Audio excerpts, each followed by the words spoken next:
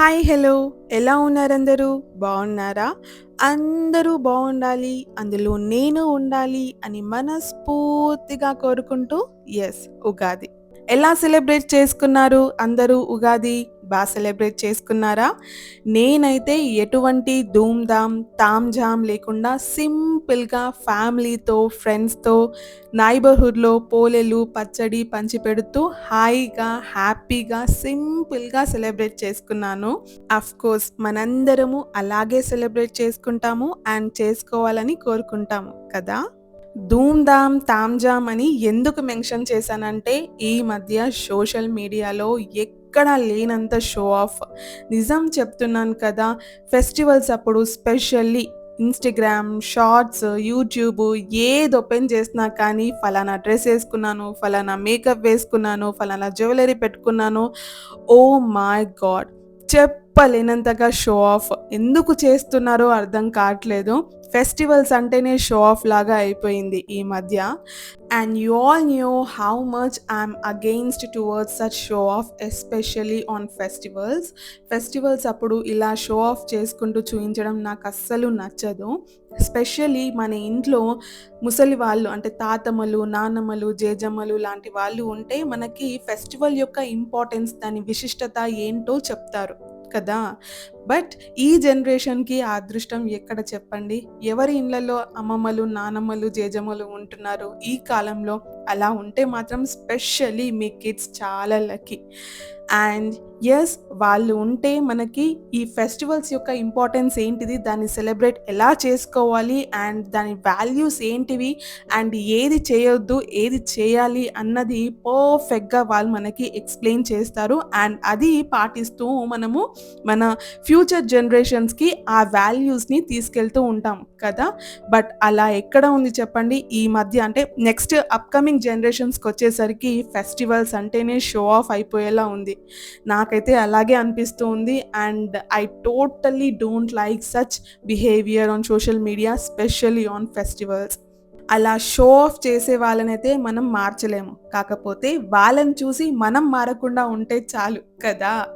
Morning around 5, 5:30కి అలా లేసాను. లేసిన తర్వాతనే నేను షూట్ చేయడం స్టార్ట్ చేస్తే పండగ రోజు పనులు కావు అన్నది నాకు పర్ఫెక్ట్‌గా తెలుసు. సో, నేను షూటింగ్ ఏం చేయలేదనమాట. 5:30 నుంచి మ్యాక్స్ టు మ్యాక్స్ 8:00 దాకా నేను షూటింగ్ ఏం చేయలేదు. వీడియో ఏమీ రికార్డ్ చేయలేదు. అందుకోసమే ఆ క్లిప్స్ మీకేవి కనిపించట్లేదు. బట్ మార్నింగ్ 5:30కి అలా లేసి ఇల్లంతా క్లీన్ చేసుకున్నాను ఫస్ట్. ఇల్లు క్లీన్ చేసి, నూకి, తూడ్చేసి మొత్తం నీట్‌గా పెట్టుకున్నాను. At the same time balcony కూడా. చాలా రోజులయింది బాల్కనీ డీప్ క్లీన్ చేసి. సో, బాల్కనీ మొత్తం కూడా క్లీన్ చేసేసుకున్నాను. యూజువల్లీ ఆంటీ వస్తుంది ఇంటికి. ఆంటీయే క్లీన్ చేస్తుందనమాట. ఇల్లు క్లీన్ చేస్తుంది అండ్ బాల్కనీ కూడా రోజు ఆంటీయే క్లీన్ చేస్తుంది. అండ్ యుటెన్సిల్స్ కూడా వాష్ చేసి ఎళ్తుందనమాట ఆంటీ. కాకపోతే ఫెస్టివల్ రోజు నాకు నా చేతులతో క్లీన్ చేసుకుంటే ఆ సాటిస్ఫాక్షన్ బావుంటుంది కదా! సో, అందుకోసం అని చెప్పి నేను క్లీన్ చేసుకున్నాను. స్పెషల్లీ ఫెస్టివల్స్ అప్పుడు డీప్ క్లీనింగ్ అస్సలు పెట్టుకోవద్దు. ఎందుకంటే ఎక్స్‌పీరియన్స్‌తో చెప్తున్నాను. ఉగాది రోజు బాల్కనీ మొత్తం డీప్ క్లీన్ చేసేసరికి నాలో ఉన్న ఎనర్జీ అంతా తగ్గిపోయింది. ఆల్‌మోస్ట్ 50% ఆఫ్ ద ఎనర్జీ మొత్తం పోయిందనమాట. అండ్ ద రిమైనింగ్ 50% ఎనర్జీతో శ్రవణ్య మిగతా పనులన్నీ చేసుకుంది. మీకు ఎక్స్‌పీరియన్స్‌తో చెప్తున్నాను. ఫెస్టివల్స్ అప్పుడు స్పెషల్లీ డీప్ క్లీనింగ్ అన్నది అస్సలు పెట్టుకోకండి. ఎందుకంటే బాల్కనీ మొత్తం క్లీన్ చేసేసరికి నాకు అసలు పేషెన్సే లేకుండే. బట్ ఫెస్టివల్ కాబట్టి అన్ని పనులు చేసుకోవాలి కాబట్టి తప్పలేదనమాట. సో, ఆ 50% ఎనర్జీతో మిగతా పనులన్నీ చేసుకున్నాను. క్లీనింగ్ పార్ట్ అయిపోయిన తర్వాత స్నానం చేసేసరికి అరౌండ్ 8 అలా అయింది. అఫ్‌కోర్స్ ఫెస్టివల్ అంటే ఏదో ఒక కొత్త డ్రెస్ వేసుకుంటాం కదా! సో, అలాగే ఇంట్లో ఉన్న ఒక మెటీరియల్ స్టిచ్ చేయించుకొని పెట్టుకున్నాను ఫెస్టివల్‌కి వేసుకుందామని చెప్పి. సో, అదే డ్రెస్ వేసుకున్నాను. ఇలా స్టిచ్ చేయించుకున్నాను. నార్మల్‌గా స్టిచ్ చేయించుకున్నాను. జస్ట్ బోట్ నెక్ పెట్టించుకొని. సో, ఈ డ్రెస్ వేసేసుకొని ఎన్ని ఆర్టిఫిషియల్ జ్యువెలరీ పెట్టుకున్నా కానీ, ఒక్క బంగారు ముక్క ఎందుకు కాదు, ముక్కు పుడక పెట్టుకున్నా కానీ మొహానికి మనం వేసుకున్న డ్రెస్‌కి అందం వస్తుంది కదా! అందుకోసం అని చెప్పి నేను కూడా నల్ల పూసల దండ వేసుకున్నాను. అండ్ ఆక్సిడైజ్డ్ జ్యువెలరీ కమ్మలు పెట్టుకొని సింపుల్‌గా స్టైలింగ్ చేసుకున్నాననమాట. దుపట్టా వేసుకుంటే పనులు జరుగుతాయా? అఫ్‌కోర్స్ జరగవు. అందుకోసమని చెప్పి దుపట్టా సైడ్ పెట్టేసి మిగతా వర్క్స్ అన్నీ స్టార్ట్ చేశాను. ఫస్ట్ వచ్చేసి పోలేలకి ఇంకా పచ్చడికి కావాల్సిన ప్రెప్స్ ఏవైతే ఉంటాయో అవన్నీ చేసి రెడీగా పెట్టుకున్నాను. అండ్ దాని తర్వాత దేవుళ్ళకి బొట్లు పెట్టడం స్టార్ట్ చేశాను. ఎప్పుడైనా సరే నేను ఫెస్టివల్స్ అప్పుడు స్పెషల్లీ 1 డే బిఫోరే దేవుళ్ళని కడిగి పెట్టుకుంటాను. ఎందుకంటే ఫెస్టివల్ రోజు ఇవన్నీ క్లీన్ చేసి, పూజ చేసేసరికి చాలా టైం పడుతుంది. స్పెషల్లీ పిల్లలున్న వాళ్ళకి చెప్తున్నాను. నాలాగా చిన్న చిన్న పిల్లలున్న వాళ్ళకి చెప్తున్నాను. ఎప్పుడైనా కానీ మీరు 1 డే బిఫోరే దేవుళ్ళని కడిగి పెట్టుకుంటే ఫెస్టివల్ రోజు పని కొంచెం తగ్గుతుంది. పిల్లలు ఆకలవుతుంది, సతాయిస్తూ ఉంటారు కదా! అందుకోసమని చెప్పి కొంచెం పని తగ్గుతుంది కాబట్టి 1 డే బిఫోరే కడిగి పెట్టుకుంటే సరిపోతుంది. అది ఏమీ తప్పు కాదు. సో, దేవుళ్ళని 1 డే బిఫోరే కడిగి పెట్టుకున్నాను కాబట్టి దేవుళ్ళకన్నిటికి బొట్లు పెట్టేశాను. నా ప్లానింగ్ ప్రకారం ఏముండేనంటే పిల్లలు లేవక ముందే దేవుళ్ళకి బొట్లు పెట్టేసుకోవడం, పచ్చడి చేయడం, పోలేలు చేయడం, గడపలకి ముగ్గులు వేయడం ఇవన్నీ వర్క్స్ కంప్లీట్ చేసుకొని పిల్లలు లేచాక వాళ్ళకి స్నానాలు చేయించి అందరం కలిసి ఆరతి ఇవ్వాలి అన్న ప్లాన్ ఉండే. కాకపోతే నేను చేసిన ఒక చిన్న మిస్టేక్ ఏంటిది బాల్కనీ డీప్ క్లీనింగ్ పెట్టుకోవడం వల్ల నా ప్లానింగ్ అంతా కింద మీద అయిపోయింది. దేవుళ్ళకి బొట్లు పెట్టే టైం కల్లా చిన్నోడు లేచిపోయాడు. అండ్ చూసారు కదా ఎన్నిసార్లు వాడు నా దగ్గరికి వచ్చుకుంటూ పోతూ ఉన్నాడు. థ్యాంక్‌ఫుల్లీ మా వారు కూడా అదే టైంలో లేసారు కాబట్టి హీ హ్యాండిల్డ్ హిమ్. యాక్చువల్లీ పిల్లలకి స్నానాలు చేయించడం అండ్ బ్రేక్‌ఫాస్ట్ చేయించడం నేనే చేయాలి అని అనుకున్నాను ఆ రోజు. Why? Because he has been worked till 1 AM midnight అనమాట. So, I don't wanted to disturb him. But unfortunately నా వర్క్స్ ఏవి కంప్లీట్ కాలేదు అండ్ చిన్నోడు లేచిపోయాడు కాబట్టి హీ హ్యాండిల్డ్ హిమ్. స్నానం చేయించడం అండ్ బ్రేక్‌ఫాస్ట్ తినిపించడం responsibility he took. The remaining work వచ్చేసి నేను చేసుకున్నాను. ఎస్పెషల్లీ ఫెస్టివల్స్ అప్పుడు కడపలకి ముగ్గులు పెట్టడము, ఇంటి ముందు ముగ్గు వేసుకోవడము, తులసమ్మకి బొట్లు పెట్టడము, ఇంకా దీపం వెలిగించడం లాంటివి ఖచ్చితంగా చేయాలండి. ఉట్టప్పుడు చేసినా, చేయకున్నా కానీ ఫెస్టివల్స్ అప్పుడు ఖచ్చితంగా ఇక్కడ దీపాలు మాత్రం వెలిగించాలి. తులసమ్మ దగ్గర దీపం వెలిగించాలి.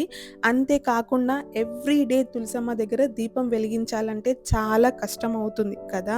కాబట్టి అట్‌లీస్ట్ ఫ్రైడే రోజన్నా వీక్లీ వన్స్ ఫ్రైడే రోజన్నా దేవుడి దగ్గర తులసమ్మ దగ్గర దీపం ఖచ్చితంగా వెలిగించండి. అండ్ మీకు నా ముగ్గులను చూస్తే అర్థమైపోయి ఉంటుంది. నాకు ముగ్గులు రావు. ఒకే ముగ్గు 3 ప్లేసెస్‌లో వేశాను. గడప ముందు వేశాను, తులసమ్మ పీట మీద వేశాను, అలాగే తులసమ్మ ముంగట కూడా వేశాను సేమ్ ముగ్గు. ఈ టెన్షన్‌లో ముగ్గులు ఆలోచించే అంత ఏంటిది టైం కూడా లేదు. అండ్ నేను ఆల్రెడీ చెప్పాను నాకు ముగ్గులు వేయడం రాదు. సో, ఆ ముగ్గే ఫ్రీక్వెంట్‌గా ఏస్తూ ఉంటాను. ఎవరైనా నాకు ముగ్గులు నేర్పించండి ప్లీజ్. మీకు చిన్న చిన్న ముగ్గులు వస్తే డెఫినెట్‌లీ నాకు ఇన్‌స్టాగ్రామ్‌లో పింగ్ చేయండి. ఐ విల్ లెర్న్ దోస్ ముగ్గులు. స్పెషల్లీ నాకు తింపుడు ముగ్గులంటే ఇష్టము. దీనికి ముందే ముగ్గులు వేయడం రాదు. తింపుడు ముగ్గులు ఇష్టమా అనుకుంటున్నారేమో. ఫెస్టివల్‌కి సంబంధించిన సామాన్లన్నీ తెచ్చుకున్నాను. కాకపోతే వేప ఆకులు అండ్ వేప పువ్వులు తెచ్చుకోవడం మర్చిపోయాను. థాంక్‌ఫుల్లీ బంగ్లా పైన టెర్రస్ పైన వేప చెట్టు ఉందనమాట. సో, వేప చెట్టునే కొమ్మలుంటాయి కదా! అవి కొమ్మలు చిన్న చిన్న కొమ్మలు తీసుకున్నాను. ఎక్కడెక్కడనైతే పువ్వుందో. పువ్వు మనము పచ్చడిలో వేసుకుంటాం కదా! సో, అందుకోసమని చెప్పి వేప పువ్వు కోసం తెంపాను. అలాగే గుమ్మానికి కూడా వేప ఆకులు కడతామనమాట. బోనాలప్పుడు ఇంకా ఉగాది అప్పుడు ఖచ్చితంగా గుమ్మానికి మనము వేపాకులు కట్టాలి. సో, అదే ట్రెండ్‌ని ఫాలో అవుతూ వేపాకులు కట్టాను. యెస్. ఇంకో షో ఆఫ్ గురించి చెప్పనే లేదు. సోషల్ మీడియాలో స్పెషల్లీ ఉగాది పచ్చడి ఎలా చేస్తారు అని చూస్తే కొందరు బంగారు బౌల్స్‌లలో, సిల్వర్ బౌల్స్‌లలో పచ్చడి చేసి చూయిస్తూ ఉన్నారు. పచ్చడి చూయిస్తున్నారా? షో ఆఫ్ చేస్తున్నారో నాకస్సలు అర్థం కాలేదు. బట్ యెస్, తెలంగాణ సాంప్రదాయం ప్రకారం మనము పచ్చడి అనేది మట్టి కుండలో చేస్తామన్నమాట. మట్టి కుండకి అంత విశిష్టత ఉంది. మట్టి దీపంలో దీపం వెలిగిస్తే ఎంత పుణ్యం దొరుకుతుందో అంతే ఈక్వల్ పుణ్యం, ఈక్వల్ విశిష్టత మట్టి కుండలో పచ్చడి చేయడంలో ఉంది. ఎందుకంటే పచ్చడి మట్టి కుండలో చేస్తే ఆ పచ్చడి అన్నది చల్లగా అవుతుంది. ఎండాకాలం కదా! పచ్చడి మన శరీరాన్ని చల్లగా ఉంచడానికి ఈ ఉగాది పచ్చడన్నది మనం తాగుతాము. Yes, apart from other benefits. So, దాన్ని అలా బౌల్స్‌లలో చేయకుండా ఇలా కుండలో చేసుకొని తాగితే చాలా బావుంటుంది. సో, ఇవన్నీ ఇంగ్రీడియెంట్స్ నేను పచ్చడిలో వేశాను. షడ్‌రుచులు అంటారు కదా! సో, ఇవన్నీ షడ్‌రుచులు అన్నీ కలిసేలా ఈ కుండలో వేశాను. కుండకి ఖచ్చితంగా పసుపు రాసి, ముగ్గు పెట్టి, కంకణం కట్టి అండ్ వ్యాపాకులు పెట్టి మనము పచ్చడన్నది ప్రిపేర్ చేయాలి. ఎట్ లాస్ట్ పోలేలు చేయాలి కదా! సో, పోలేల ప్రాసెస్ స్టార్ట్ చేశాను. ఇన్ ద మీన్ వైల్ మా వారు బ్రేక్‌ఫాస్ట్ చేయించేశారు. పిల్లలకి స్నానాలు కూడా చేయించేశారు. అండ్ పోలేల బ్యాటర్ పూర్ణం రెడీగా ఉంది. సో, నేను పోలేల స్టఫ్ నింపి రెడీగా పెట్టుకున్నాననమాట ఉండలు. సో, నేను ఇక్కడ తాలుస్తూ ఉంటే మా హస్బెండ్ వచ్చేసి కాలుస్తున్నారు. సో, జల్దీ అయిపోతుంది. అప్పటికే 10 అయిపోయిందనమాట. పోలేలు ఫాస్ట్‌గా కావాలి అంటే ఒకరి హెల్ప్ కావాలి కదా! I asked him to help and he helped for me. So, పోలేలు కాగానే దేవుడికి దీపాలు వెలిగించి, నైవేద్యంగా పోలేలను పెట్టి, దేవుడికి ఆరతి ఇచ్చి సెలబ్రేట్ చేసుకున్నాము ఉగాది. నేను ఒకవేళ ఎటువంటి తప్పులు చెప్పినా, చేసినా, చూయించినా ప్లీజ్ నన్ను మీ ఇంట్లో ఒక అమ్మాయిలా భావించి క్షమించండి. ఈ వీడియో చూస్తున్న ప్రతి ఒక్కరికి ఆ దేవుడు అష్ట ఐశ్వర్యాలను, సుఖ సంతోషాలని ఇవ్వాలని మనస్ఫూర్తిగా కోరుకుంటూ యెస్, వీడియో ఎండింగ్‌కి వచ్చేసాము. ఈ వీడియోలో ఏ చిన్న క్లిప్ నచ్చినా తప్పకుండా ఒక లైక్ చేయండి. ఎందుకంటే మీ లైక్సే నాకు మోటివేషన్. మళ్ళీ ఇంకో ఇంట్రెస్టింగ్ వీడియోతో మీ ముందుంటాను.